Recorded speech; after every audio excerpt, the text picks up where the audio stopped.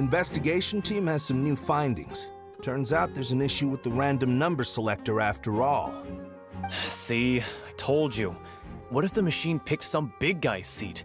You think the murderer would have still made his move then? Sorry to interrupt, but we're helping Linny and Lynette with their side of the investigation. What were you saying about the number selector? There's something wrong with it?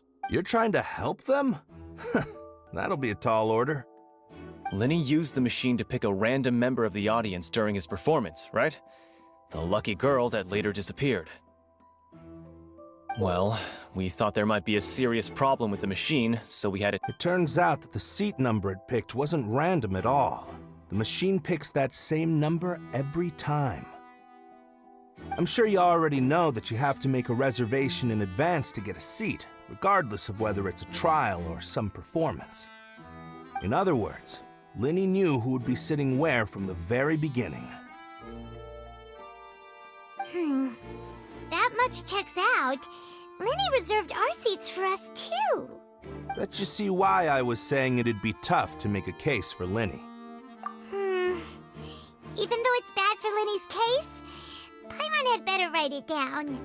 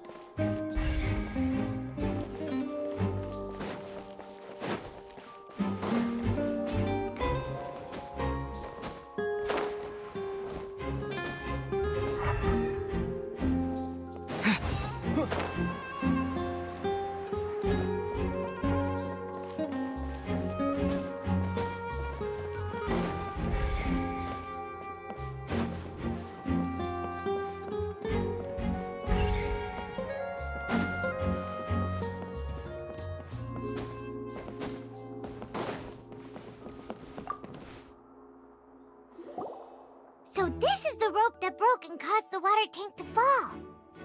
The rope looks pretty durable.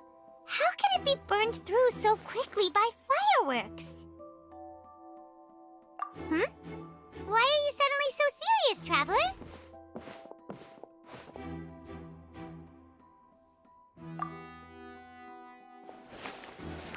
Whoa! Look! This bit is made from different material! Most of it was burned away, but there's still a little bit of it left. So if a rope meant to hold something was made with that kind of material in it, then... Wait! Paimon should write all this down! Let's take notes!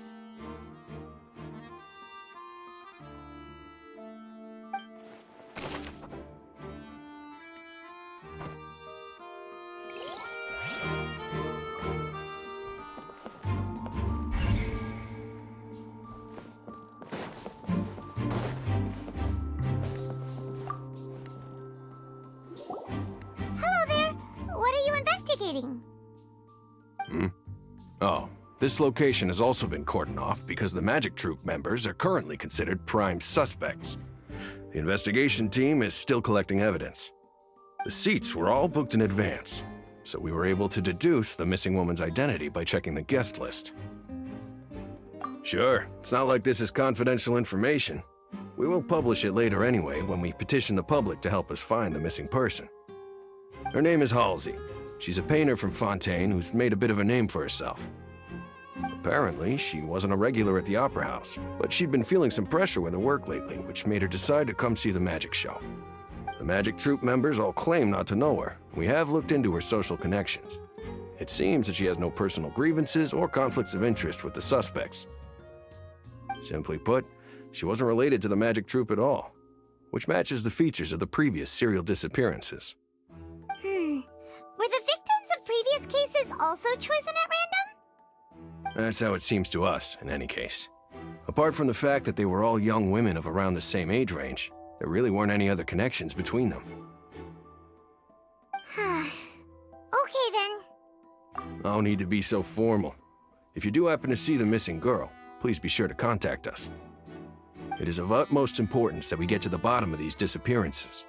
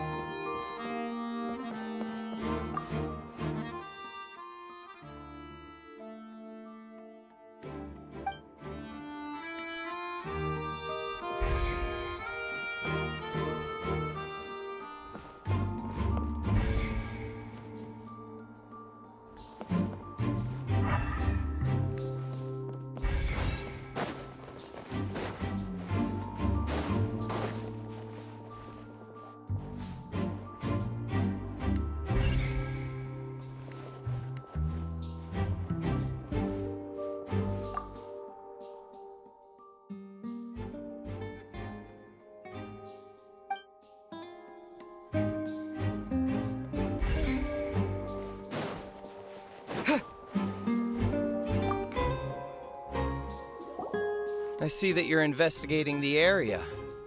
Well, it just so happens that I'm interested too.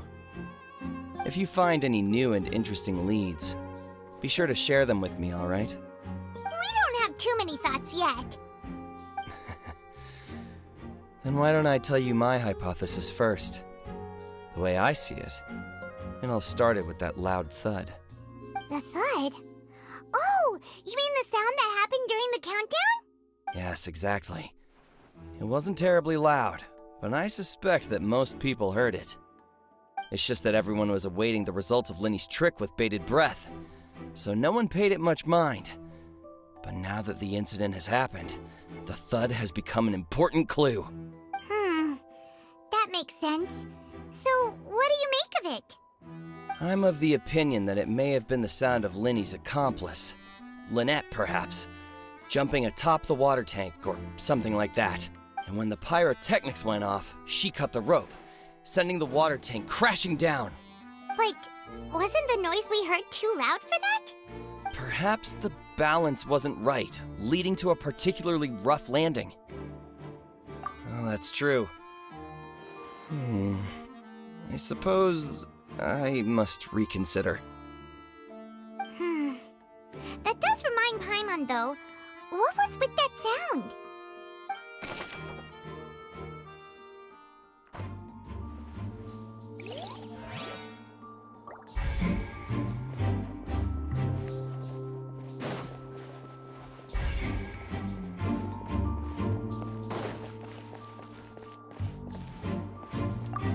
Lenny's still talking to the guards.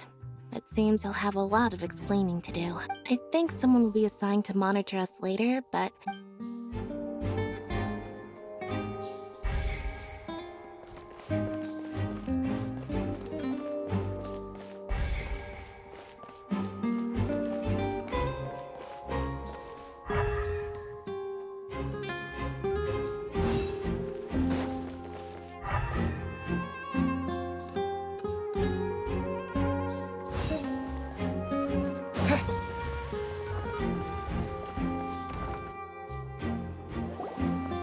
Hey, you!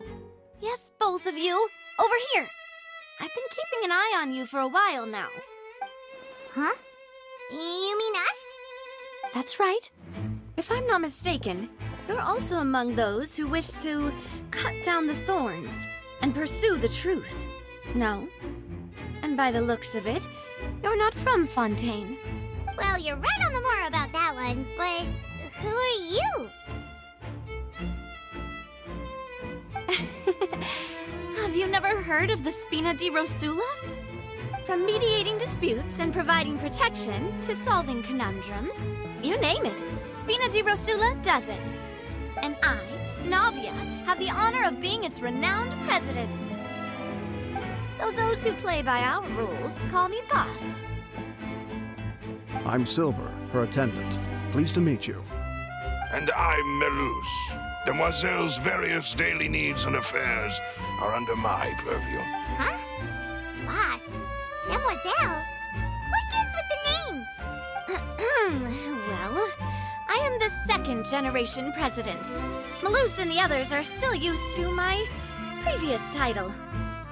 My apologies, Demoiselle. Should you prefer, boss, I will endeavor to use that instead. No, no need. You don't have to call me boss. Just Navia is fine.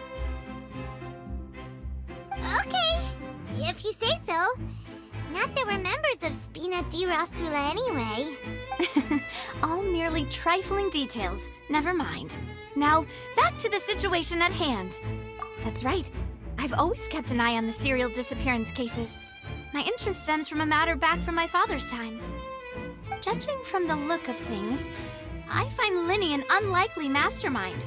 Really? We think so too! That's why we're looking for clues now. But how did you come to that conclusion?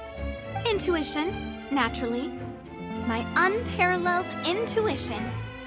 Farina sure was quick to point the finger at Linny without any decisive evidence whatsoever, wasn't she? But that's not uncommon for her. If you remember, the justice had to interrupt her and ask if she was pressing charges just to keep her from getting carried away. Anyway, a trial begins the moment someone levels charges. And, of course, there was no way Farina was going to back down in that situation. Sounds more like you just don't trust the Hydro Archon.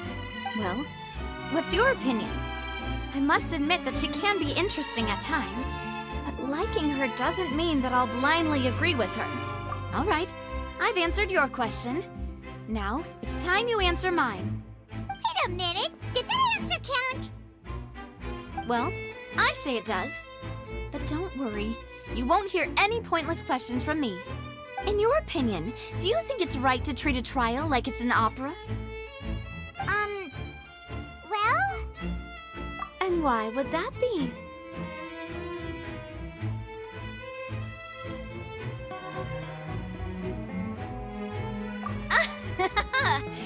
See, Silver and Malus? I told you they'd be different.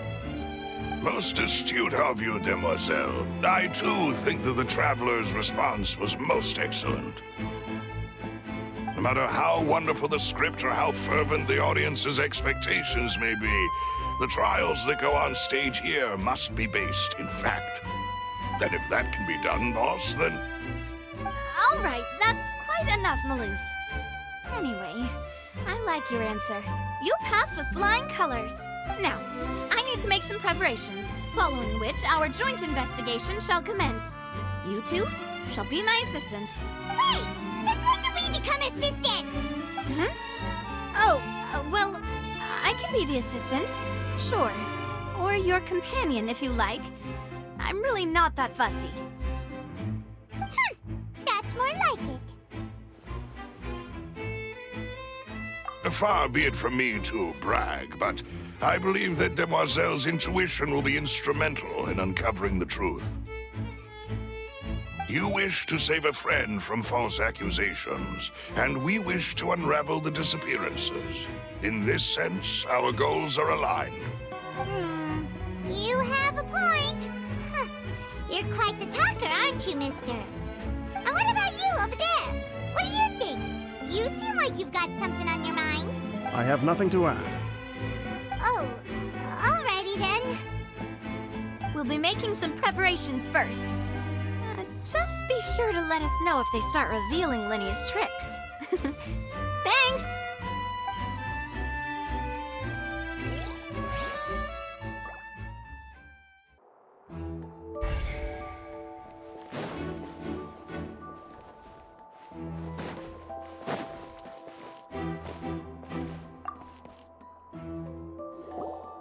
Sorry, but no one can freely enter or exit the Opera House at the moment. If you wish to leave, you must register your identity with us first. No, we're not leaving. We're representing Linny and Lynette as attorneys, so we're investigating the case. Were you always guarding this entrance? Yes, after the Chief Justice gave the order everyone coming in or out must undergo a strict inspection. So, the missing girl couldn't have left from here, at least, not from that point on. I doubt there was much opportunity then, either. How can you be so sure, Well, because I was in charge of security near the entrance at that time. I couldn't see Linny's performance from here, which was quite a shame. Just my luck. But still, I did not abandon my post, and I stayed put no matter how loud the applause was. If someone had so much as even approached the door, I would have noticed it, let alone if they had tried to leave. We Melusines are good at that sort of thing, you know. So, it's safe to say the girl couldn't have left through here. All right, thank you for your help. This will be useful info.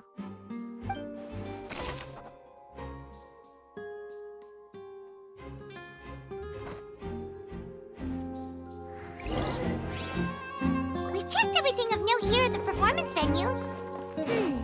Paimon wonders how Lenny's discussion with the guards is going. Let's go see, shall we? Understood. Then I will be going with you. Just so you're aware, I will be monitoring your actions and making notes as necessary. Very good. Thanks for being so agreeable. I'd pull a rose out of my hat as a gift for you if I could. You may spare the pleasantries. I'm just doing my job. You've arrived.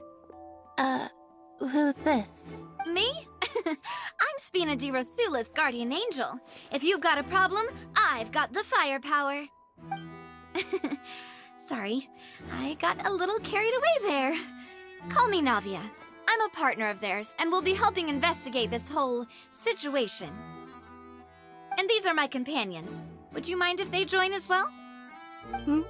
Fine by me. Oh, new helpers? I would be most grateful. Well, let's just say we're tagging along. It's not every day you get to see the secrets behind magic performed on such a large scale. I appreciate your kind interest. Come with me. We'll be heading below stage.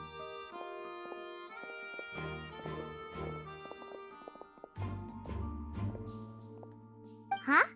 Below stage? Yes, a world of secrets is hidden beneath this magic box, prepared specifically for this switcheroo trick. But before I reveal everything, you should have a look first. Notice anything strange here?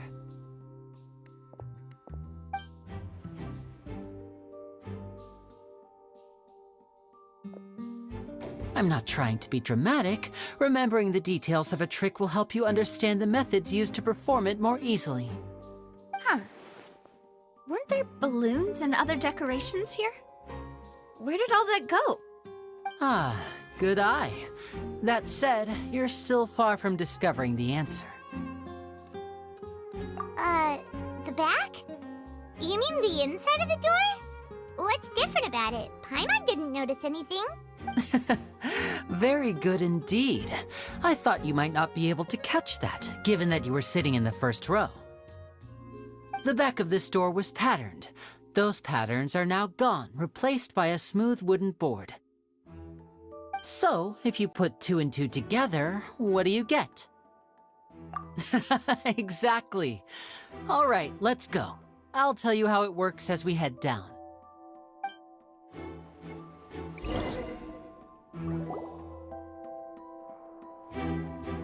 Oh, so there was a passageway under the magic box!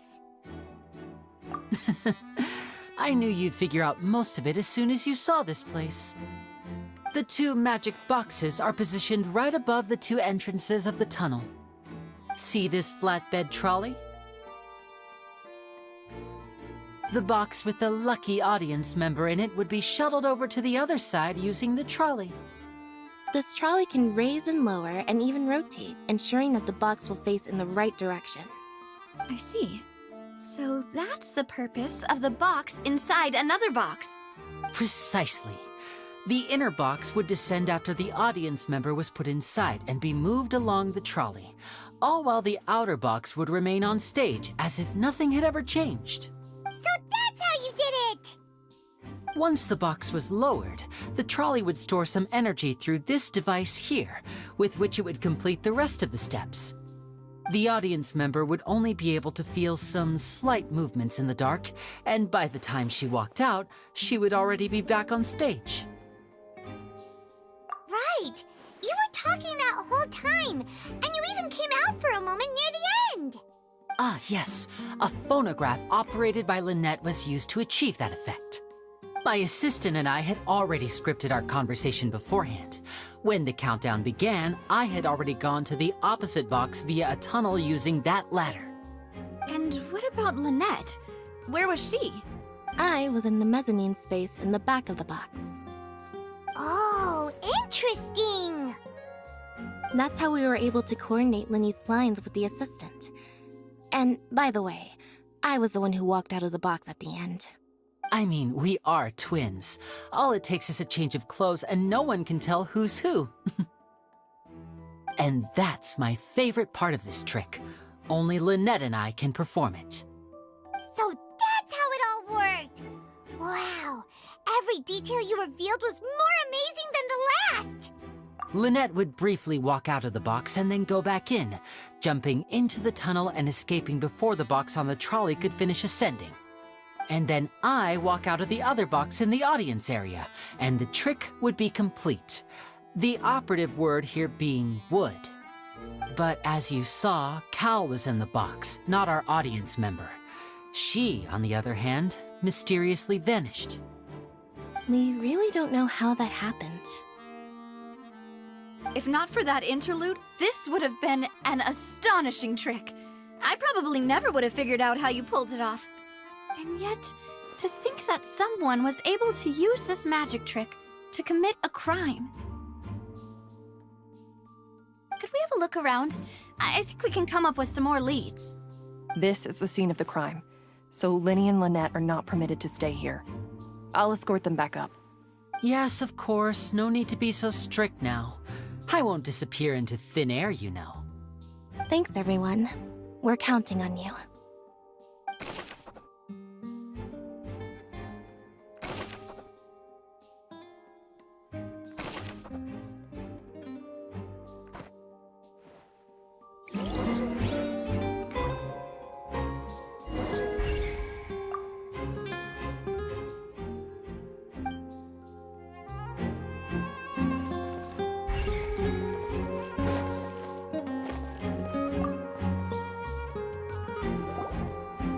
The floor is wet. Please be careful not to slip. Speaking of which, why would there be water here? Oh, Paimon knows! It's one of those tricks where you pour water into a jug and then flip the jug over only for the water to disappear? And here's a broken vase! Huh. Did the trolley knock it down while moving? That can't be. The trolley moves along tracks from start to finish. It couldn't have hit the vase at this distance. Let's note this down too and think about it later.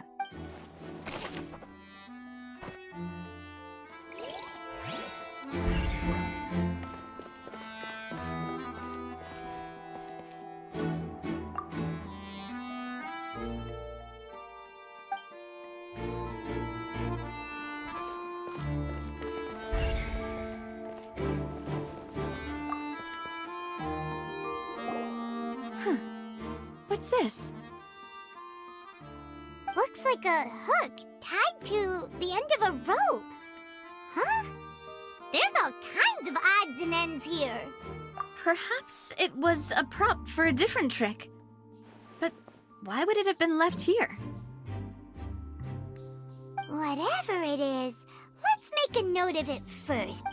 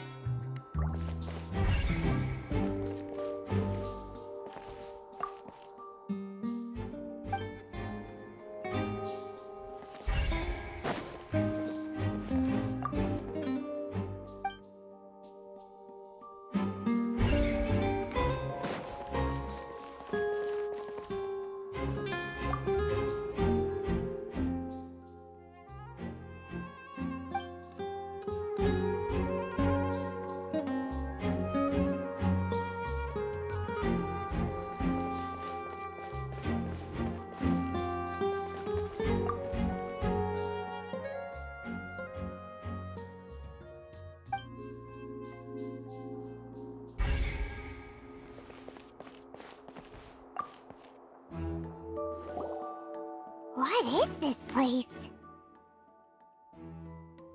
It seems someone could fit through here. Huh. Could this have been the suspect's escape route? Alone, perhaps. But if they had to pull another person with them... But there are no other ways in or out of here.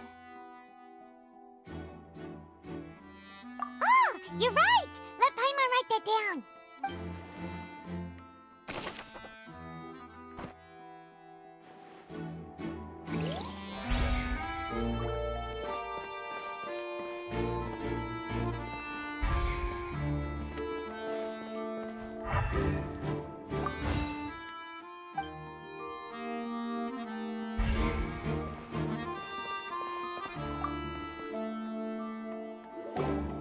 Oh, these are the clothes that the lady chosen from the audience was wearing, right? Her clothes are here, but she's nowhere to be found. Right. And do you really need to do that if you're kidnapping them? Ugh, this is so confusing. Paimon doesn't want to be a detective anymore.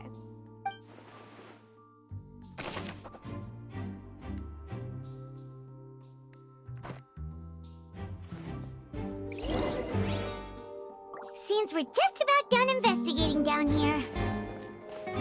Yes, let's head back up.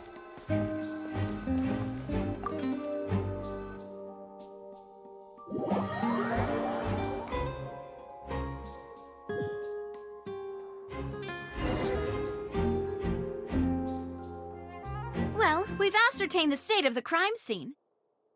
Let's find a place to sort out our findings once Malus returns. It seems to me that there are several things that don't add up here. Apologies for the wait, demoiselle. So, what did the guards say? Did the criminal escape through the vent? They believe the odds of that are very low, since the vent leads to the Opera House's basement.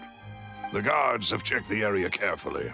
No one left through the basement during the performance or after the incident, and no one was found hiding there. So the tunnels become like a secret chamber then! You know, like the kind you usually see in novels! The plot thickens. Halsey's disappearance and Cowell's death are both quite inexplicable. No wonder Farina was so confident in her accusation. All the current evidence points toward Linny and Lynette. In other words, the charges are very likely to be upheld unless we make some considerable progress. Charges and then trial. So if the charges are upheld, they'll announce a sentence? That's right. This is how a trial goes in the Opera House. During the proceedings, the Chief Justice and the Oratrice will hear statements from both sides.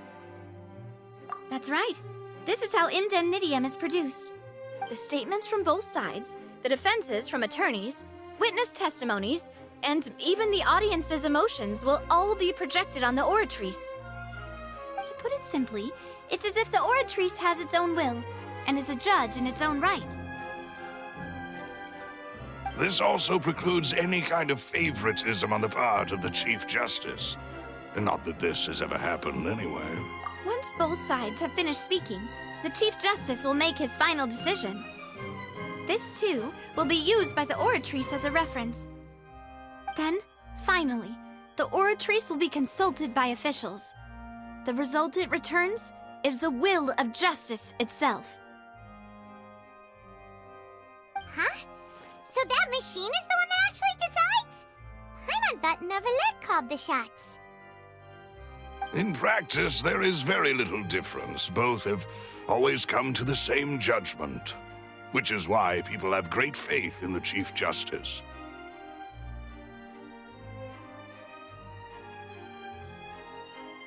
Ah, yes, the guards also asked me to convey that none of us will be allowed to leave this place before the trial. Huh? Why? Because we've chosen to act as the twins' proxies. That makes us persons related to the case. They're concerned that we might be colluding with outside parties, or that we might find outside help to disrupt the case. And even if that were not so, it could prove problematic if we happen to spread key information about the case ahead of time. I'm ready to break out at any time. Whoa, there's no need for that! Paimon thinks they have a point. That said, Are they providing food? Of course. I just hope you don't mind the lack of options. I'm afraid that catering to all tastes is not in the cards, nor is any guarantee of balanced nutrition. In that case, let's just sort out our findings together here. Pity. I was hoping to take you to try some of Fontaine's famous desserts, too. I mean, what better way to properly think through our findings than over some tea and sweets? Huh. Breaking out suddenly doesn't seem like such a bad idea after all. Just kidding, just kidding. Paimon will still do her best, even if there are no snacks. What do you mean, no snacks? Of course we'll have snacks. If we cannot buy some, then we'll simply make some. Huh? Here?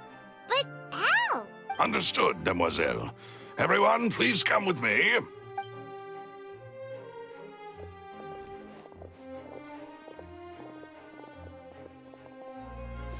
Wait, you're carrying a portable stove with you? Yes, I must be prepared to meet the Demoiselle's baking needs whenever the fancy strikes her. I have eggs, sugar, and almonds at the ready.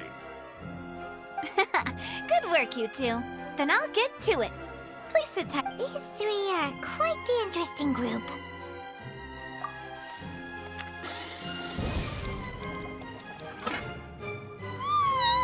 And Paimon thought it smelled good while it was still in the oven.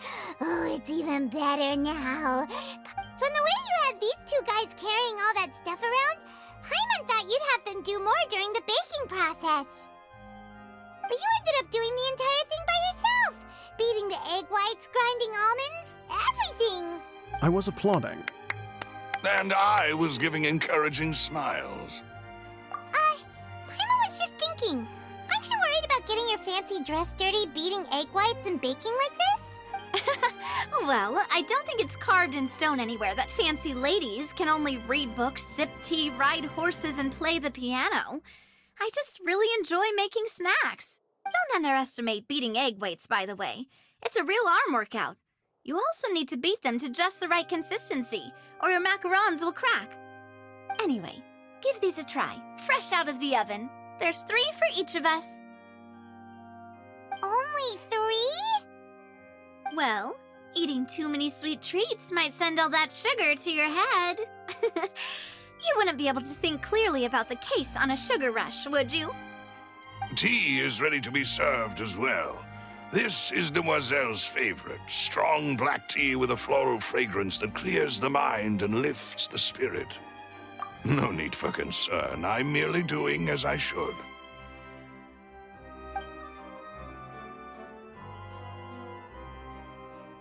All right then. Down to business. As Paimon mentioned previously, the tunnel seems to be something of a secret chamber.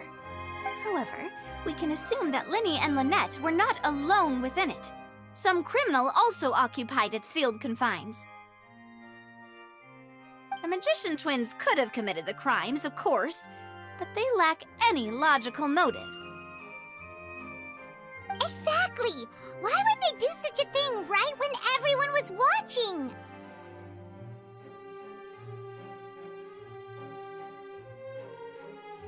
The flower vase and the thud we heard during the performance could indicate some altercation between Halsey and the criminal in the tunnel, resulting in the shattering of the vase, the discarding of her clothes, and her abduction. Perhaps the criminal thought that since she was chosen from the crowd, she would be too easy to identify if she was still wearing the same clothes. Paimon thinks that makes sense, but the real trouble is... True. None of the clues we found thus far support the existence of this third person. But the only people left to consider are both technically victims, whether it's the missing girl, Halsey, or poor Cowell. Huh. Could Halsey have secretly made modifications to the magic props in order to murder Cowell before making her escape? That's right. And even if she had tampered with the setup, she would need to understand the entire trick to pull it off. Nor does she have any motive. The guards said that she has never had any dealings with the magic troop's members. Were we not thorough enough in our search? From the sound of things, this is turning into an impossible case. Your macaron macarons are amazing, though, Navia.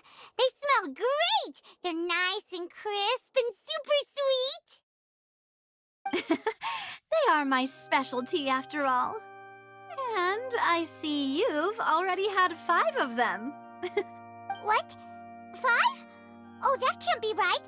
Paimon only counted 3, honest! Please don't worry about it. At my age, a few less sweets might actually be a good thing. No. Being greedy is one thing, but Paimon knows how to count. Besides, Paimon knows that if she ate too many, then others wouldn't have enough. Wait, even you don't believe Paimon? How could you? If Paimon ate those 2 extra macarons, then may they turn into stone in her stomach! All right, we get it. Well, I suppose one of us might have gotten too engrossed in our chat and eaten them by mistake. No big deal. Malus, set up the stove again if you would. Huh? What are you doing? Making sure everyone gets 3 macarons, of course. Exactly. We don't want to trouble you. As you wish, demoiselle. And I have the egg, sugar, and almonds. Well, this really is your hobby, huh?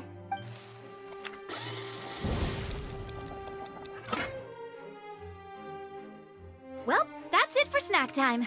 I'm going to have another look around the area. I don't know what we're looking for yet, but we've still got some time. As attorneys, I suggest the 2 of you think the case over again. It would be awkward if you got all tongue-tied on stage during the trial. All right, thanks for your help and for the snacks.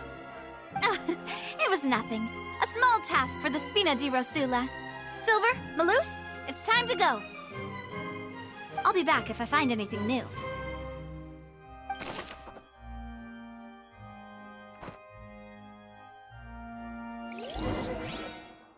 All right, it's time to put our heads together. We've got to get our defense ready for the trial.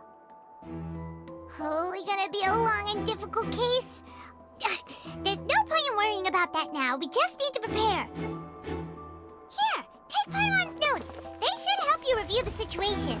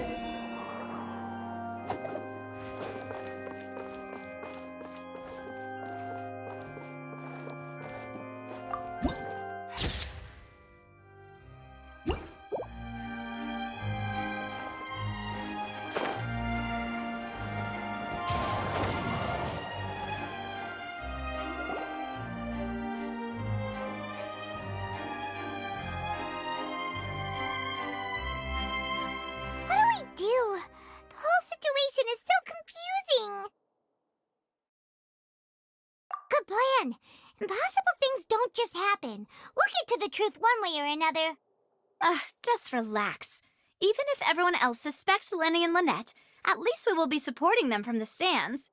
Besides, I doubt Farina understands any more about what happened than we do. Thanks, Navia. Well, we'll be going then. Best of luck to you.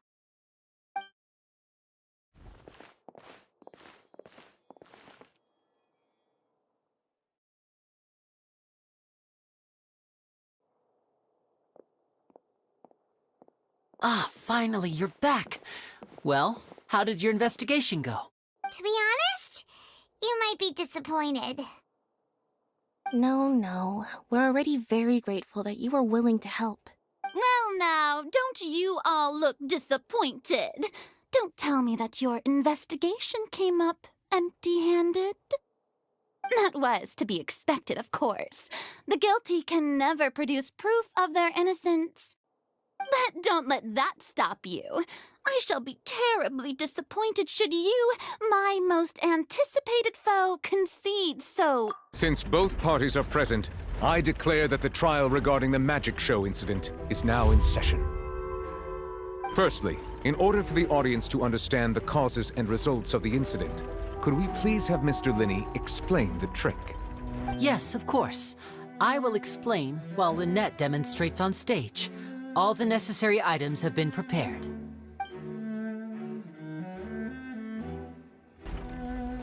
Thank you, Mr. Linney.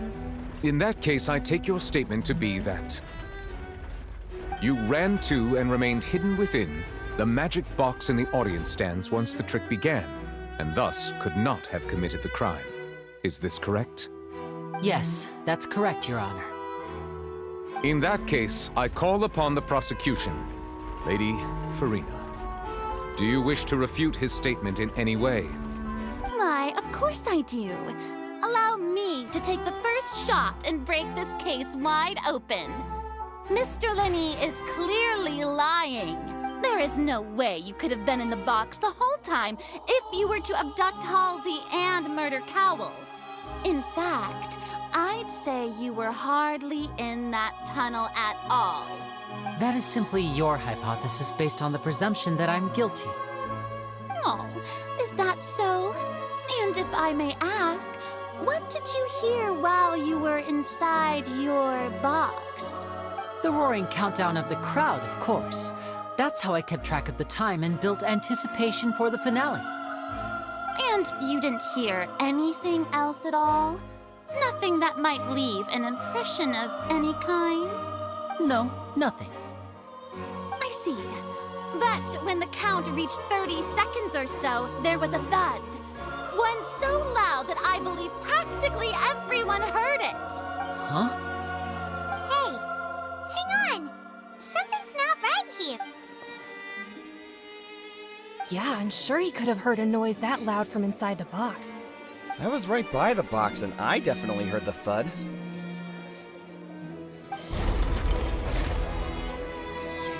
Look at those scales. Could those mean... Well then, ladies and gentlemen, allow me to use the words of the magician himself. You never know what can happen in the blink of an eye. Indeed, it seems his alibi can also collapse in the blink of an eye. Of course, I have armed myself to do far more than smash your alibi. Confidence cannot go unfounded, and my foundations are rock solid. Tell me, aren't you and Lynette actually from the House of the Hearth? The House of the Hearth?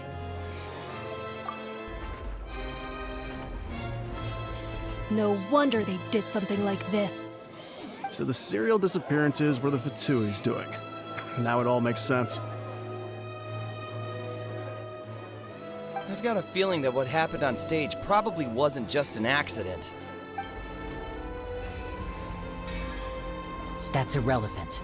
Our identities have nothing to do with what happened. Indeed. Then perhaps you could tell us everything that happened during that 1 minute. Your first priority is to prove yourself innocent after all. I'm sure there is little that needs to be kept secret now. Unless your script already has holes in it. The Outlander is speechless. My, oh my, don't they look flabbergasted? Now comes the infighting and discord, I suppose. This was almost too easy. Good thing I made all those preparations. Seems the all-nighter I pulled last night is really paying off. Hey, Linny, why didn't you tell us this before? Order! Order! Mr. Linney, allow me to re-establish the facts. Lady Farina has raised 2 points. First, when the thud was heard in the Opera House, you were neither in the box nor the tunnel. Second, you and Ms. Lynette are both members of the House of the Hearth. Are these claims true?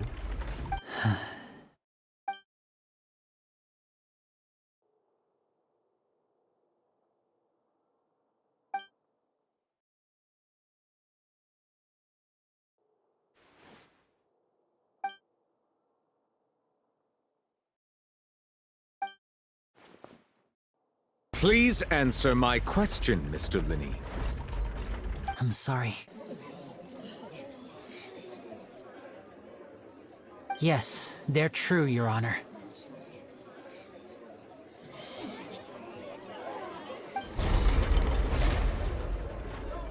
I knew it! Well, that's it. We might as well move on to the sentencing already.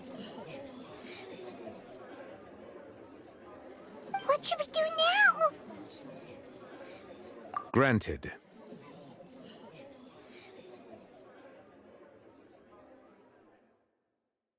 In that case, what is your request? Is that really necessary? They're already as good as guilty. The defendant deceived their own attorneys. What is there left to discuss? Order! Order, I say! Your request is reasonable, and we shall adjourn. This trial will reconvene in 1 hour. So you would stick to Mr. Linney's defense even after knowing what you do now? You certainly have more professionalism than I thought. In that case, my dear audience, let's allow the joy of victory to steep for a little while longer.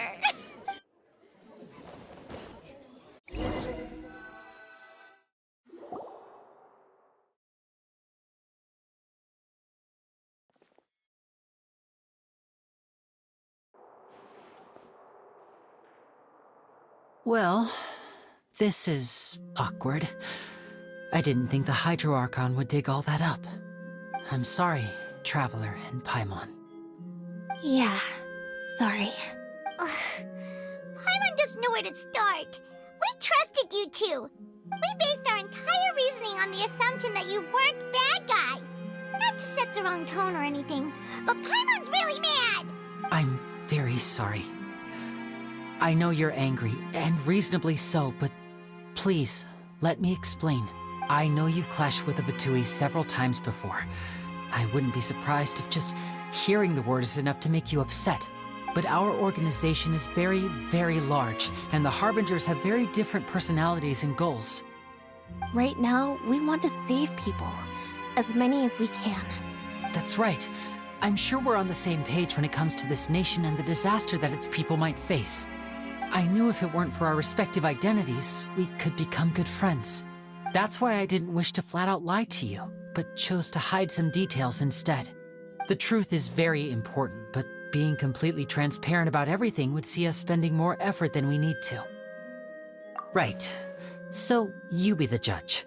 Heck, if I were you, I fear that I'd even struggle to trust me at this point. You met a Fatus who works as a magician, a trickster by trade. All by coincidence, too. But still, I'm asking you to trust me. I am no criminal.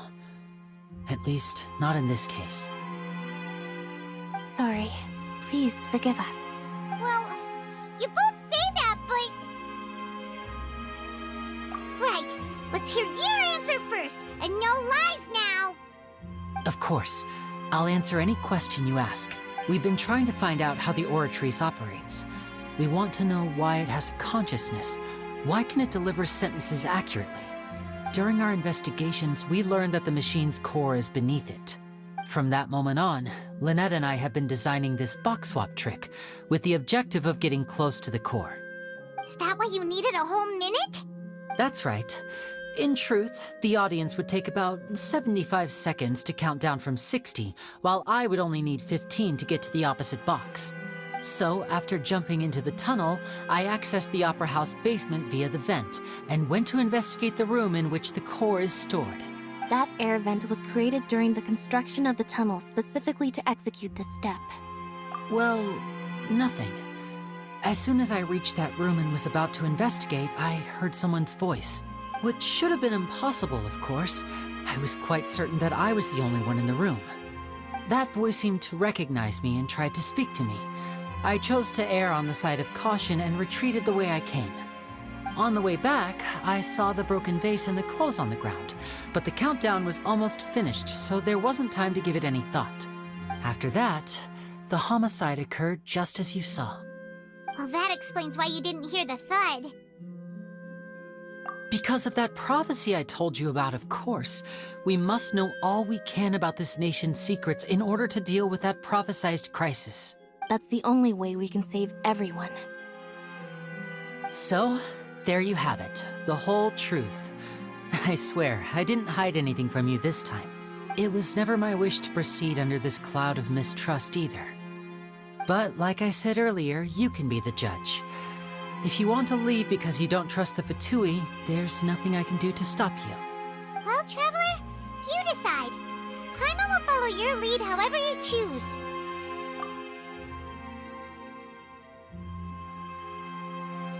Okay, thank you.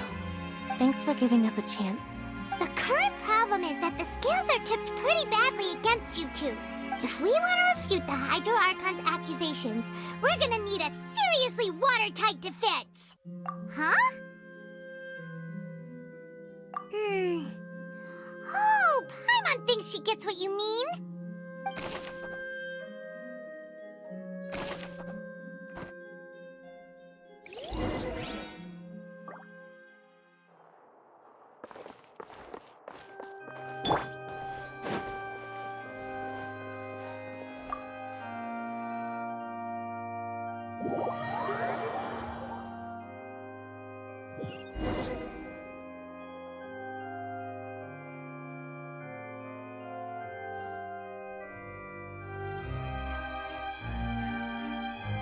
Both parties have returned to their positions.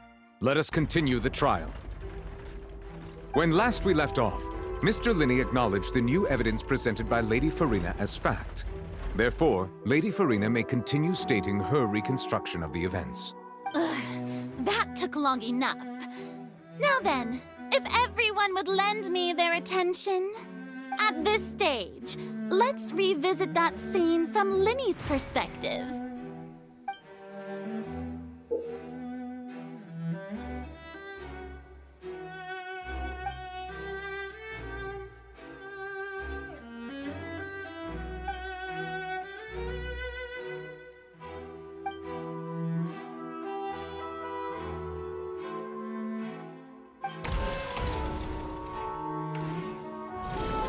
Countdown began, he entered the tunnel. When the flatbed trolley passed, he opened the box and got into an altercation with Halsey, which caused the loud thud. He did not realize that this sound could be heard by everyone in the opera house, which is why he claimed earlier that he could not hear the sound. Finally, he used the vase to knock her out, before making her change clothes to prevent others from recognizing her. At this time, Cowell arrived in the tunnel, having heard that strange noise, and caught Linney red-handed. So Linney proceeded to knock him out too before stuffing him into that box. Afterward, Linney passed the unconscious Halsey to his accomplice through the magic box in the audience stands, before operating the devices such that Cowell's death would be ruled an accident.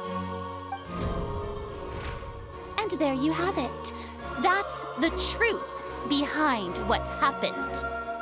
Does the defendant's side have any objections to Lady Farina's description of the event? The key to refuting Lady Farina is the order of events, what Linney experienced, and what he saw.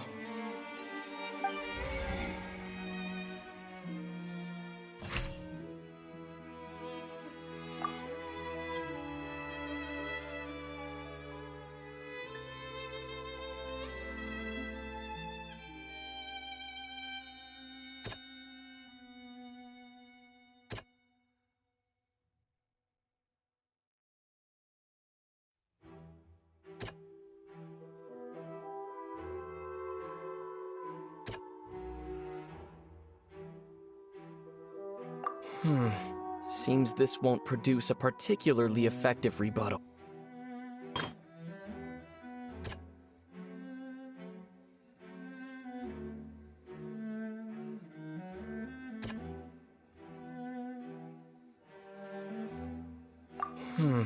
Seems this won't produce a particularly effective rebuttal.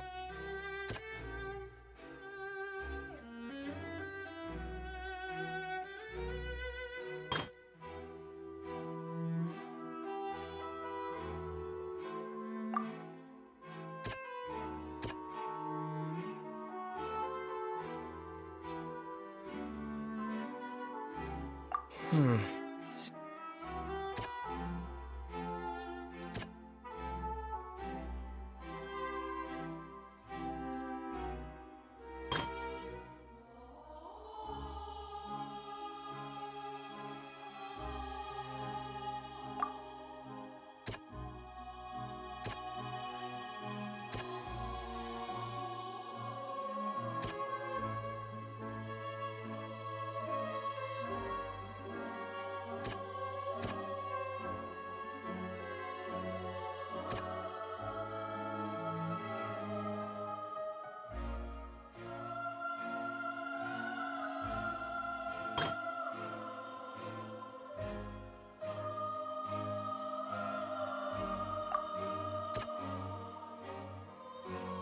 Hmm.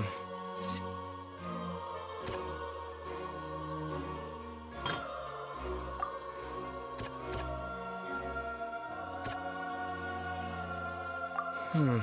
Seem.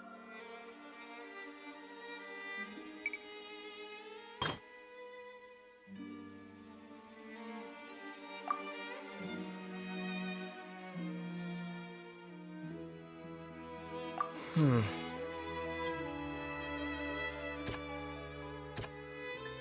Hmm. Seems this one. Hmm.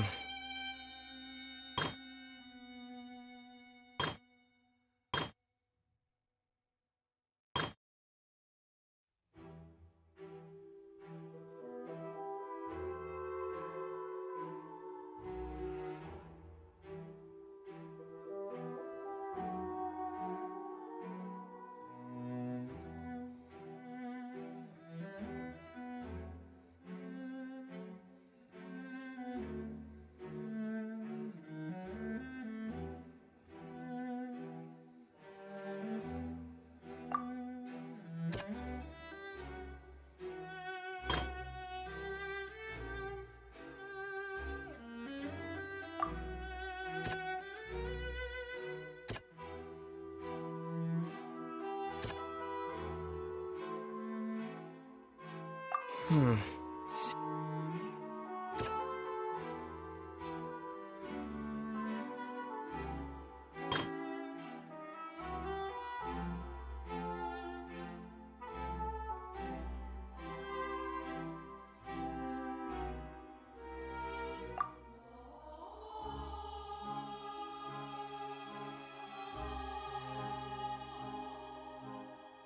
Hmm. See.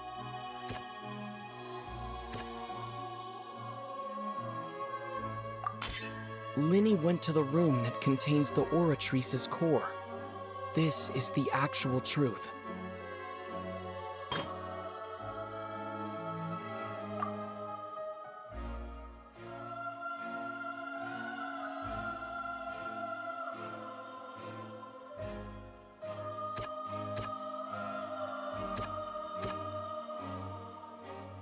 Hmm. See. Hmm. According to Linny, he left via the vent after entering the tunnel. He couldn't have had that altercation with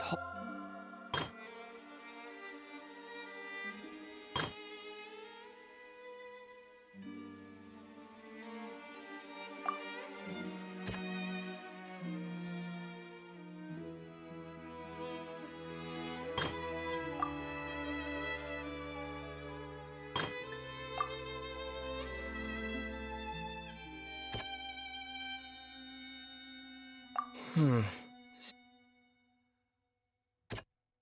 Hmm. Hmm.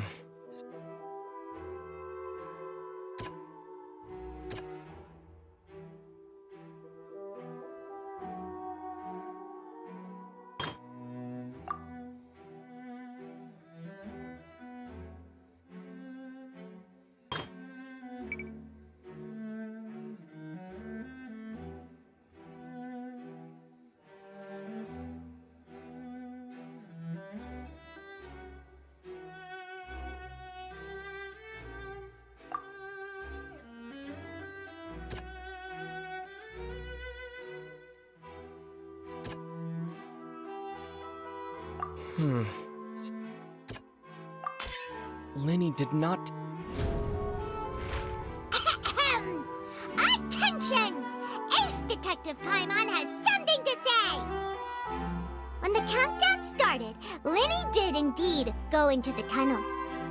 But he immediately used a vent to access the Opera House basement, which is where the underground core of the Oratrice is stored.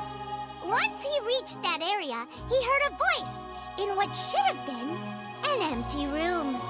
Since he felt something was amiss, he returned immediately. The crime scene had already developed by the time he reached the tunnel again, and in order to complete the magic trick, he did not remain there for any length of time. Finally, he reached the surface, and that was when the accident happened from his point of view. Therefore, he's innocent!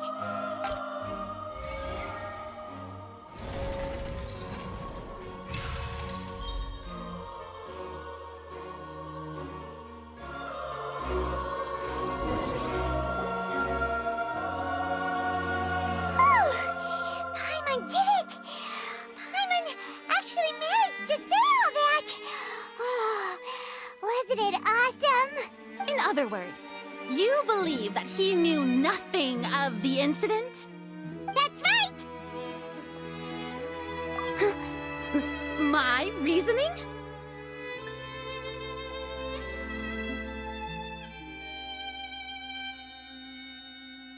If that's the case, then if Cowell hadn't entered the tunnel, who was the entire setup meant to kill? Assuming that what you say is true, Lenny only needed to kidnap the young girl to cause a new disappearance case. What would the point of killing someone on stage be? Oh, they have a point. That's right, you tell him! And that's why they're partners of mine. They've managed to turn things around. Oh, well, your denial is very strident, I'll give you that. But what proof do you have to back your claims? Of course I do. If he had been in the magic box the whole time, how could he have not heard that sound? Why do you ask? You're saying that he wasn't?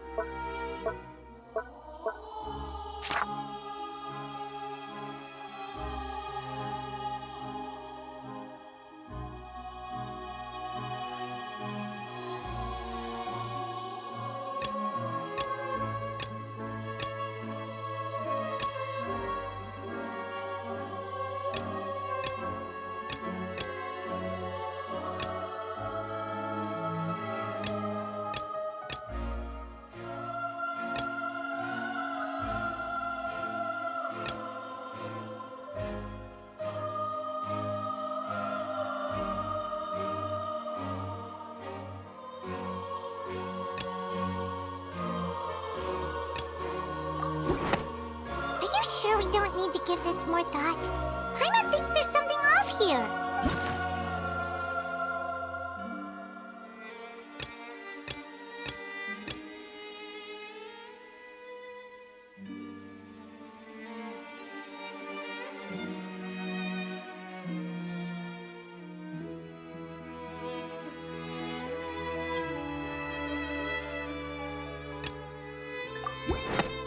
That's right! Lenny wasn't in the box or in the tunnel. That's why he didn't hear anything strange during the performance. This means that when the crime happened, Lenny had already entered the basement via the vent. The same clue you used to disprove his alibi has now become the best proof! How do you like that? Well played. To think you'd use such logic. Well then, if it wasn't Lenny who committed the crimes, then who was it?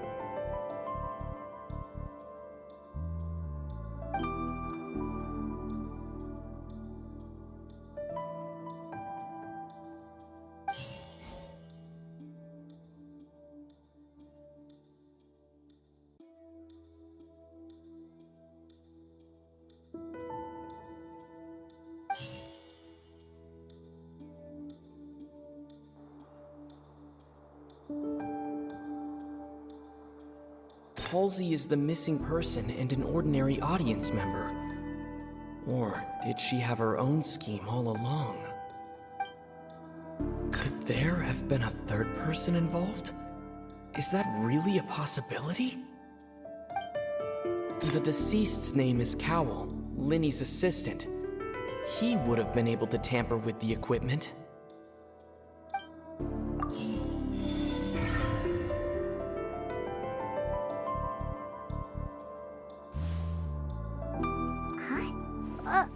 That can't be right. Are you serious? The killer was, in fact, Cowell, the deceased! Oh, is that so? How interesting! Let's hear your reasoning then. What I must do next is recreate the truth. What Cowell did, and how he went from would-be perpetrator to victim.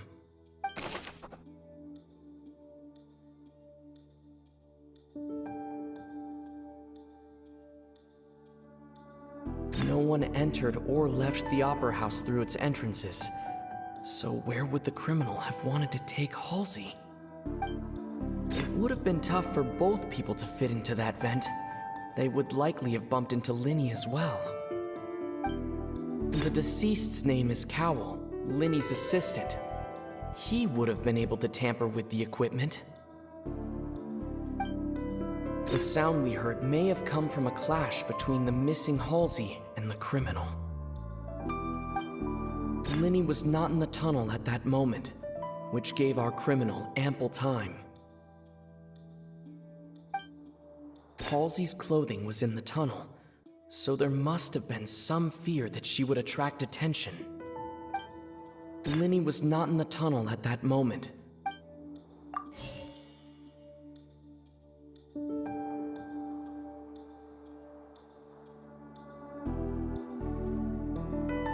The sound we heard may have come from a clash between the missing Halsey and the criminal. It would have been tough for both people to fit into that vent. Linny was not in the tunnel at that moment, which gave our criminal ample time.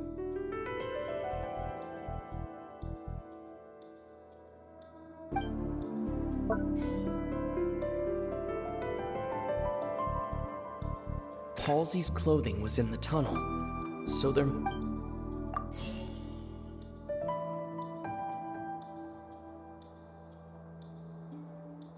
No one entered or left the Opera House through its entrances. The sound we heard may have come from a clash between the missing The deceased's name is Cowell, Linny's assistant. He would have been able to tamper with the equipment. The sound we heard may have come from a clash between the missing Halsey. No one entered or left the Opera House through its...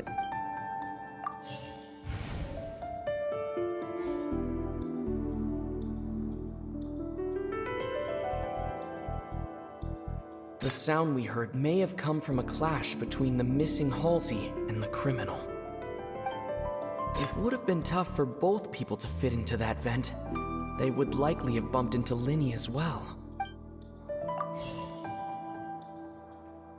The deceased's name is Cowell, Linny's assistant. He would have been able to... Halsey's clothing was in the tunnel, so there must have been some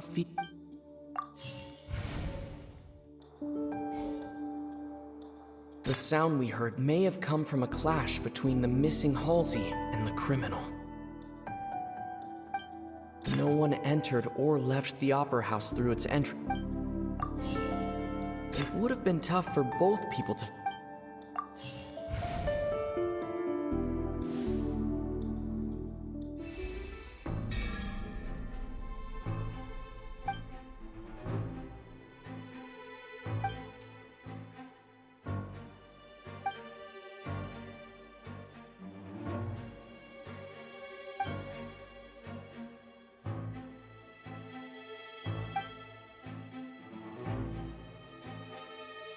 What's wrong, Traveler? Are you still having trouble figuring things out? I see how it is. So this was all just a bluff. And here I thought you had something to show for it. But it seems you're still far from the truth. Look, since we're at a dead end, why not consider a different track? Just like the trick as it transpired, the end result must have been utterly different from the magician's initial design. If only we knew how Halsey disappeared. Well, that would be nice, but the tunnel only has 3 exits, and none of them seem very likely. And it's not like this is a magic trick where you can just make a real live person disappear. You know, like you did from that water tank, Lynette. Excuse my interruption, dear opponents, but do you not see that the crowd is growing impatient? There is no greater sin in this opera house than an awkward delay in the performance.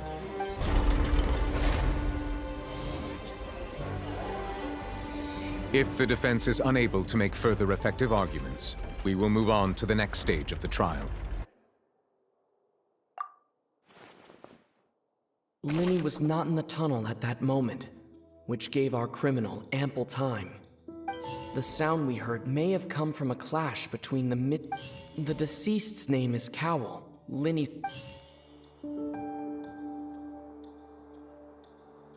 No one entered or left the opera house through its entrances.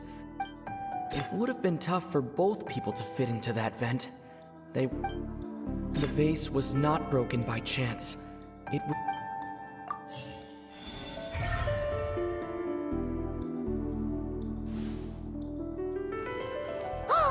Paimon gets it! It all comes together if Halsey disappeared instead of being kidnapped. Lynette escaped from the water tank, vanishing gradually and leaving only clothes behind. If there's a similar method where a person could be transformed into water... Oh, just a moment, please. I do hope you know how preposterous you sound at the moment. How could a person ever be transformed into water? This is reality we're talking about here, not some magic trick. Must we really?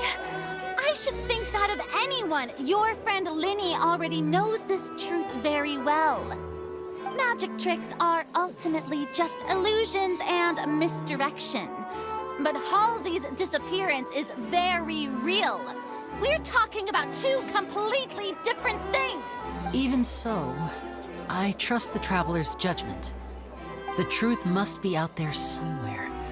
Perhaps some new line of reasoning may open if we try to gather all the focal points that don't make sense. Since Cal was the deceased, we haven't placed much attention on him. But given that we aren't making much progress with the case, it wouldn't hurt to have a look at his belongings, would it? People really do come up with all sorts of harebrained schemes when at the end of their rope. The way I see it, your suggestion that we broaden the scope of our investigation is nothing but a tactic for stalling the trial. Nevertheless, I believe that this is a reasonable request on the part of an attorney. Since the trial does indeed appear to be at an impasse, I believe that additional evidence may help us make more progress. Guards, please step into the lounge and examine the personal effects of the deceased, Cowell.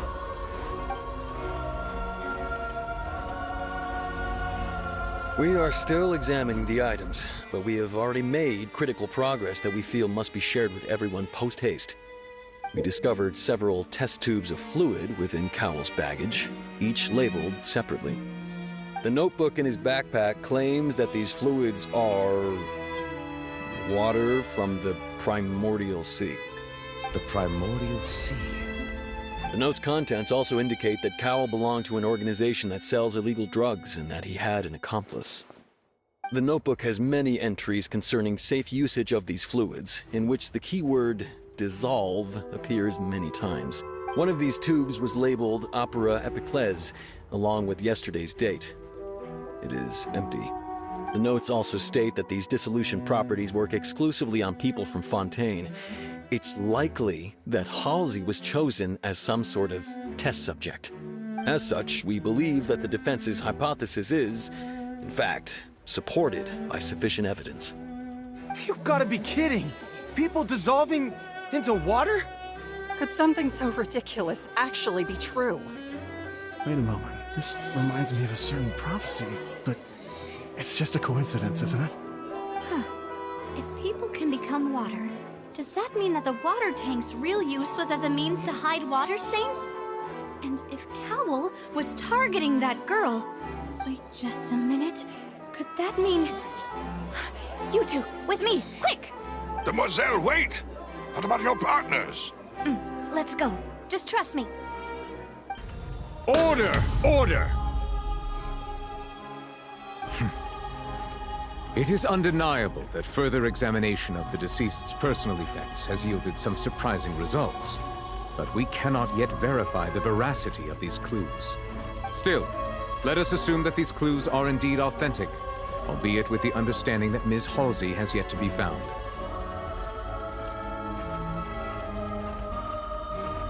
Guards, please continue examining the items along these lines. Mr. Linney, it appears your hypothesis is supported by the evidence, so please continue speaking. Of course. Thank you, Your Honor. If we uphold this hypothesis, I believe that many of this case's seemingly unrelated clues can be connected together. Right! Like the metal hook! That one didn't make sense at all. Let's think about this. Cowell's methods must have something to do with that water from the primordial sea.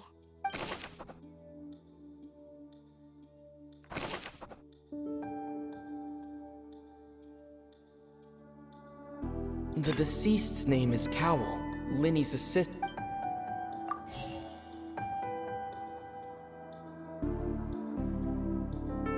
Lynette was in the magic box on stage the entire time. Did she have something to do with this? I remember there was something else within the inner layer of that box. The rope that held the water tank up was lit by the fireworks and snapped. As such, the focus here is on the water, and not... Now it seems like the hook rope was not meant for another magic trick, but was instead some form of trigger...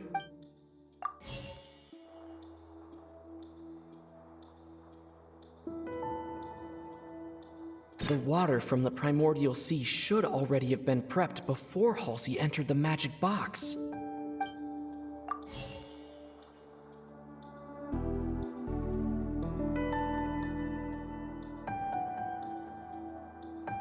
The rope that held the water tank up was lit by...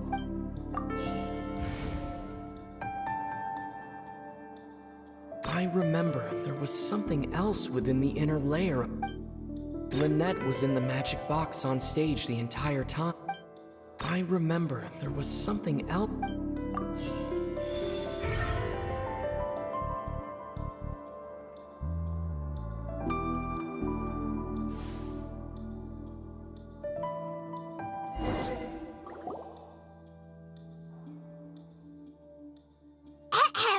It's Ace Detective Paimon's time to shine again! In the original plan, Cowell would tamper with the water tank rope and the number selector securing his target. When the magic box containing Halsey was lowered, the metal hook would retract gradually and pierce the balloon at the top of the box. When the balloon attached to the box popped, the water from the primordial seed inside it would pour down and dissolve Halsey. Afterward, Cowell would enter the tunnel and break the flower vase to conceal the water inside the tunnel, with the remaining evidence being covered up by the water tank on stage.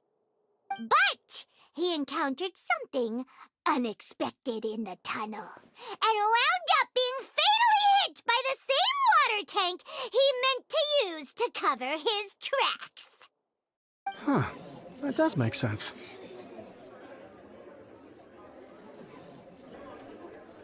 That actually links together a lot of the more confusing pieces of evidence.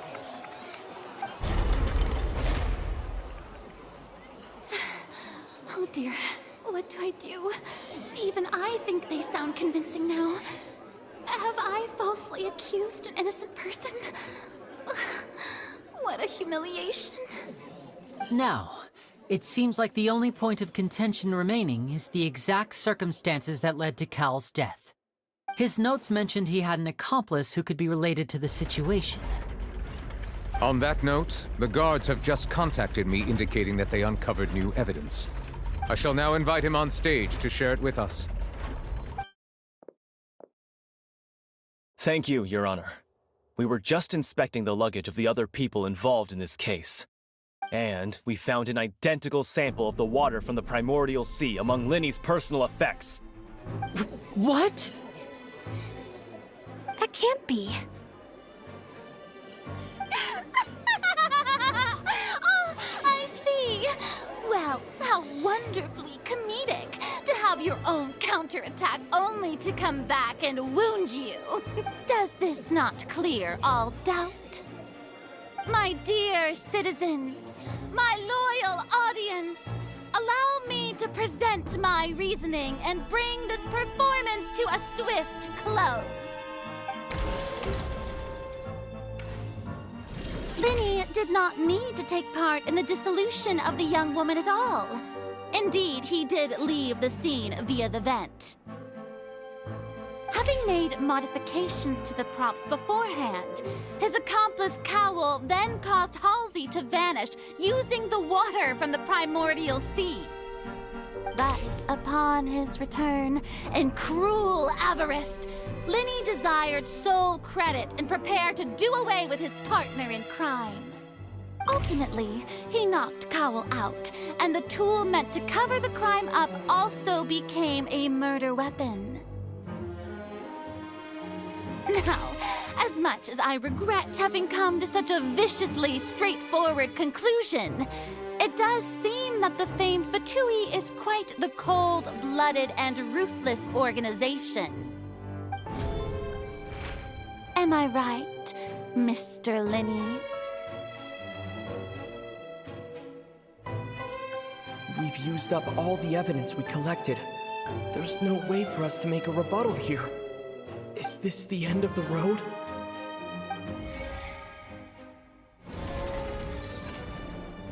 Oh no!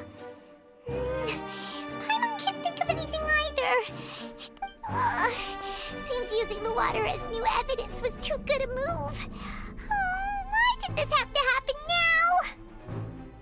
I think we've all seen enough now, and we have ample witnesses to my flawless reasoning. I believe this is indeed the finale. Now then, my good, noble Chief Justice, should we not, in your view, move... Excuse me, everyone, but I must interject. Miss, I must ask you not to shout, and to respect the ongoing legal proceedings. Oh, come on. Don't be hasty. I have a good reason for interrupting, you know. Now, would anyone here like to take a little break from all this debate and see a little magic? I'll show you an amazing trick, one that can bring a young woman who has disappeared back in the flesh, right before your very eyes. Please, do the honors, Mr. Linny, if you would be so kind. What in the world is she saying? No offense, miss, but miracles like that are beyond my scope as a magician. Come on now, don't be silly. Magic is all about misdirection, isn't it? It often conceals the truth while presenting a fascinating illusion. But once everyone believes the illusion, can't magic reveal the truth to them once again? And wouldn't such a trick be the most marvelous finale to today's performance? Come on, Linny and Lynette, give it another go. Don't worry, Spina di Rosula has made the necessary arrangements on your behalf. But as the magic makers and stars of the show, I think I should leave the final performance to you. I understand.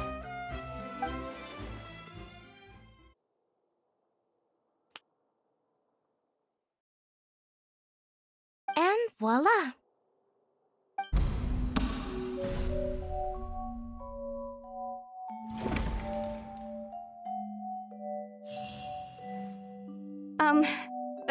Sorry for the interruption. Wait, isn't that Halsey? So the whole thing about people dissolving wasn't true after all? To be clear, I'm only here because this person told me that if I testified, the merit of doing so would lessen my sentence. I was hiding outside this room listening to the proceedings because I was afraid that I would be the one put on trial.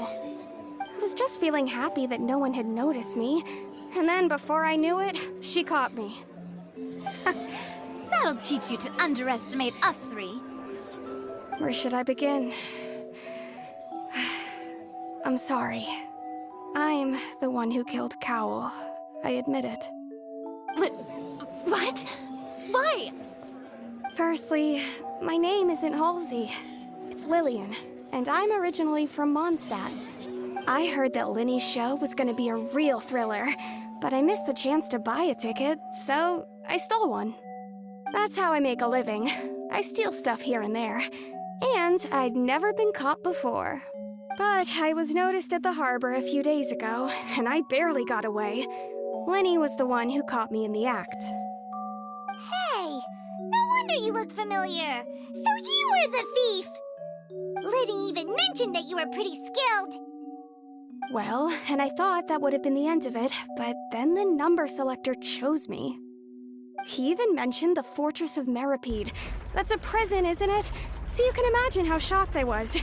I thought he was onto me for sure.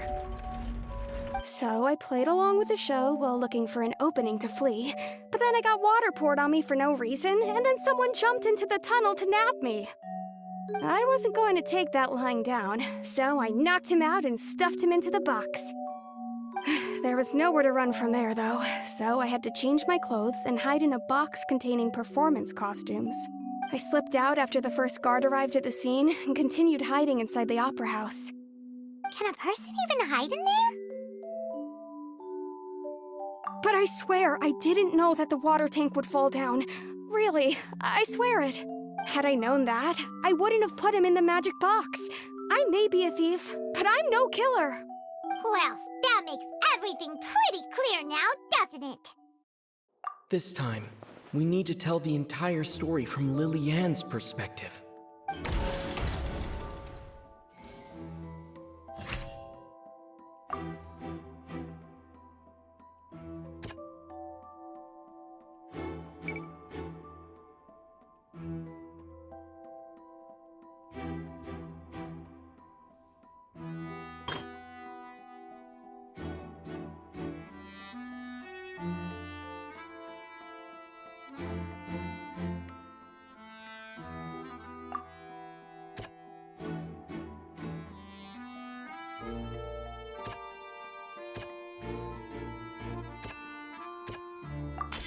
The strange sound wasn't from a fight.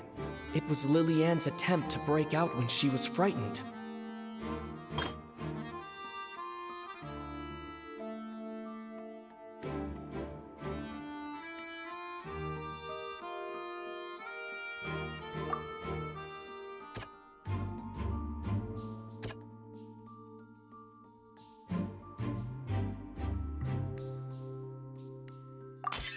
The flower vase was not broken to cover anything up, but it was smashed during the struggle between Lily-Ann and Cowl.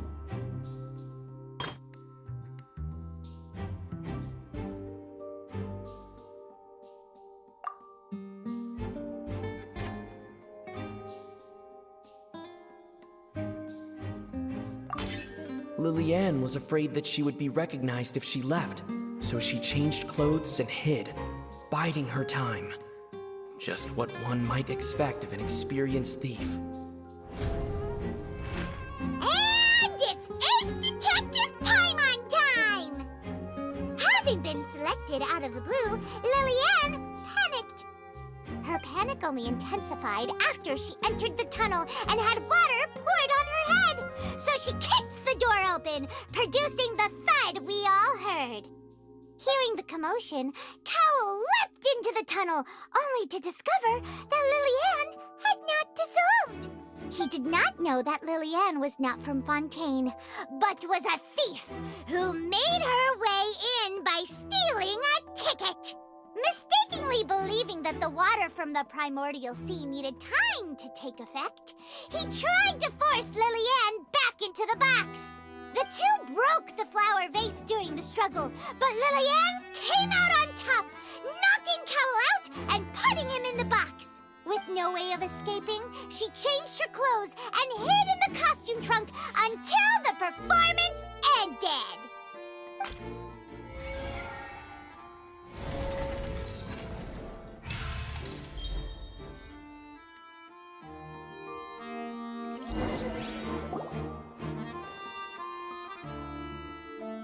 She knew that she would have to go through guard inspection if she tried to leave afterward.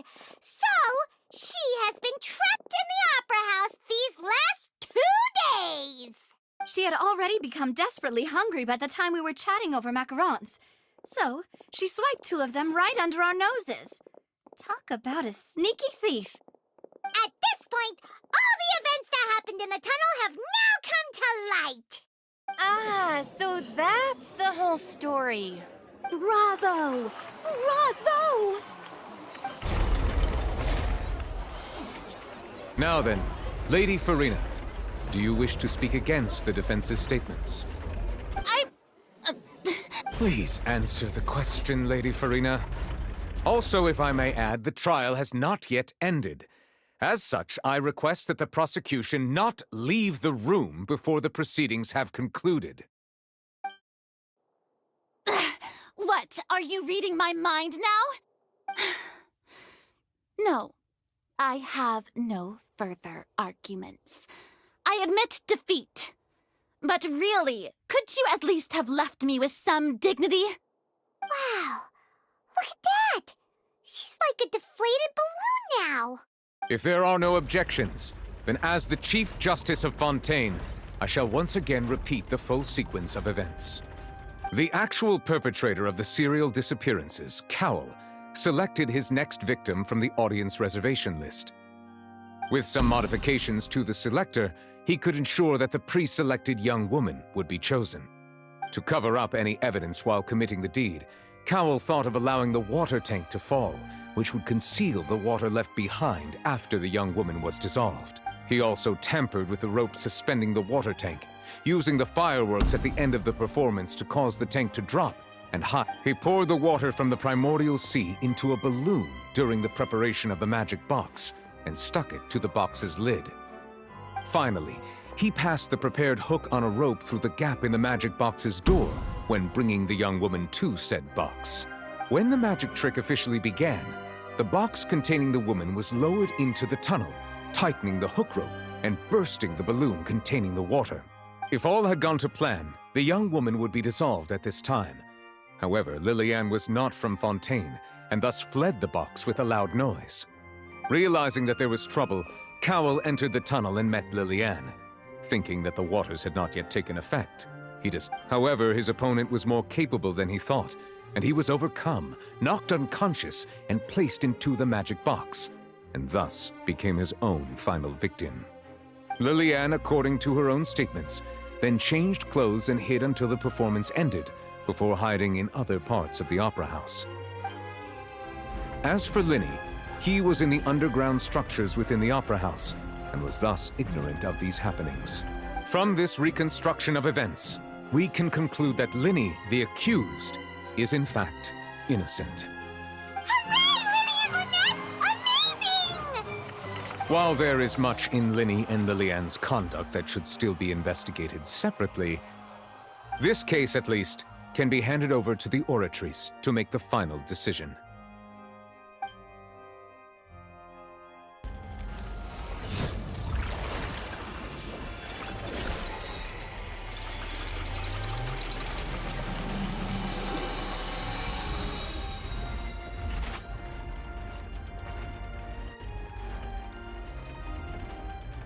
As such, Linny and Lynette are officially declared not guilty.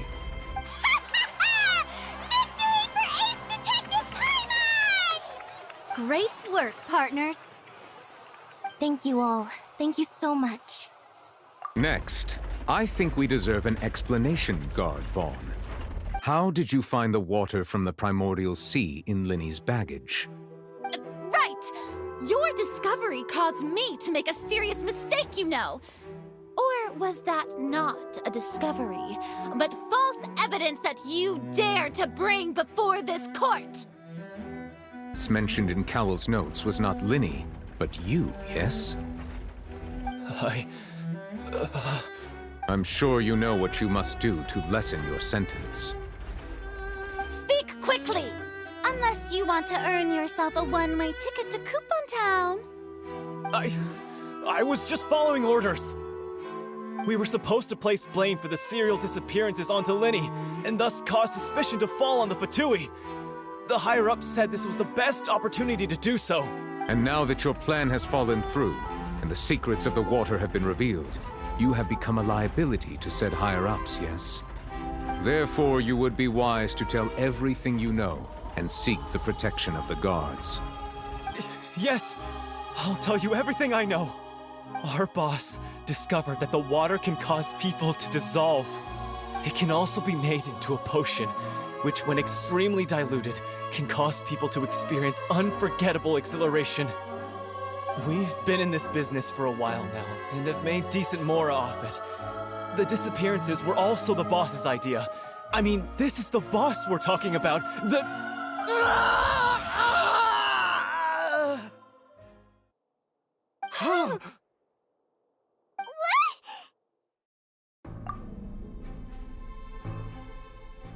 And now he can no longer talk. Such ruthlessness. I shouldn't have expected any less of them. An outrageous act. All present, please submit to inspection immediately.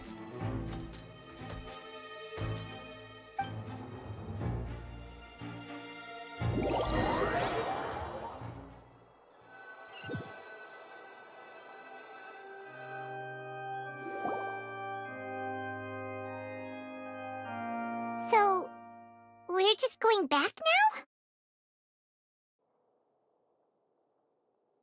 That's true, but... Traveler, Paimon! Please wait.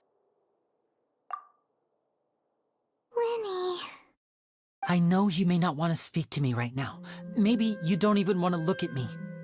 But still, let me thank you again for defending me to the end, even after you learned that I'm a member of the Fatui. I guess. But regardless, I'd like the opportunity to set things straight. I didn't approach you with any ulterior motives or ill intent. I've spoken to you as myself, just plain Linny this entire time. As for why I'm a Fatus, it's because the goals of the House of the Hearth align with those of an orphan like me. That's all. That was how Father, who you might know as the Knave, approached recruiting us back then too. The Knave? The one who controls the House of the Hearth? She's your father? That's right. And since we're here, I was wondering, would you mind hearing a story? It's about my past. Back when our parents first died, Lynette and I were left wandering the streets. To survive, I took to surreptitiously observing an older street performer who did magic. It took me several days to figure out how he pulled off his amazing tricks. I took my sister through several streets until we found a crowded corner, and we began to perform magic tricks there. To my surprise, we proved to be pretty popular, and we could at least stop worrying about where our next meal would come from for a time. But I didn't want my sister to remain a street rat together with me forever. Before long, an aristocrat came to me and claimed that he wished to take us in after watching my performances. So you went from orphans to nobility just like that? That was how we felt at first too. As if fate was on our side and we could say goodbye to those painful days. But I gradually discovered that while we were called foster children, he was really after my talent for magic tricks. He would constantly take me to all sorts of banquets to garner attention, which he would then use to expand his social circles. That doesn't seem too bad either. Better than roaming the streets at any rate. It took a while for me to realize just how dark his heart really was. After one particular performance at a banquet, I discovered that Lynette was not on the same return vehicle as me. I waited a long time after we returned home, but she did not come back. I went to that noble's bedroom and asked him about her whereabouts. The answer he gave me was, she caught the eye of the most eminent person at the banquet, so I sent her over as a gift. I mean, you'll be able to perform your magic regardless of who your assistant is, yes? Oh no. So he was gonna... But wouldn't Fontaine's laws deal with such people? As far as outsiders are concerned, this is a relationship akin to adoption or foster care, and they have their ways of escaping the eye of the law. I managed to ferret out the location of the mansion of that so-called eminent person and hurried through the night. But by the time I leaped over the walls, avoided the guards, and made my way in, all I saw was the moonlit ground covered in blood, and the knave standing there in the darkness. So, she'd already taken care of that guy. That's right. She had rescued my sister before she could come to any harm, and had even discovered several girls hidden in a basement, all of them orphans. Father, the knave, might have seen something in me, and so she made me an offer. The House of the Hearth welcomes you, for your interests align with ours. Here, none will ever betray you. Indeed, betrayal shall never be permitted here. I was hesitant to trust her. I had just been betrayed by nobles. But she was also quick to destroy the noble who had taken us in at first, giving us back our freedom. Oh, so that's how the two of you joined the House of the Hearth. She has her own plans. She has gained permission from the Tsaritsa to first use the Gnosis's power once she obtains it. She plans to use it to find a way to break the prophecy and save Fontaine. So, she believes in that prophecy too? That's right. The whole House of the Hearth is currently working to combat that crisis. Today's case has also proven that people from Fontaine can indeed dissolve into some sort of water, thus further supporting the prophecy. All of us house members here, Lady Arlecchino herself included, are from Fontaine. We won't give up on defending our homeland. To us orphans, the only connection we have left to this world, apart from our family, is our homeland. So, from small deeds like distributing magic pockets to huge schemes like stealing a Gnosis, everything is aimed at dealing with that prophecy. It's all right. I understand. The only thing I can do is relate all this to you. I just hope you can understand that even as a member of the House, I have never stopped making my own decisions, and that I believe what I'm doing is right. If you should need anything at all in the future, feel free to find me. I will do my best to help you, as plain Linny.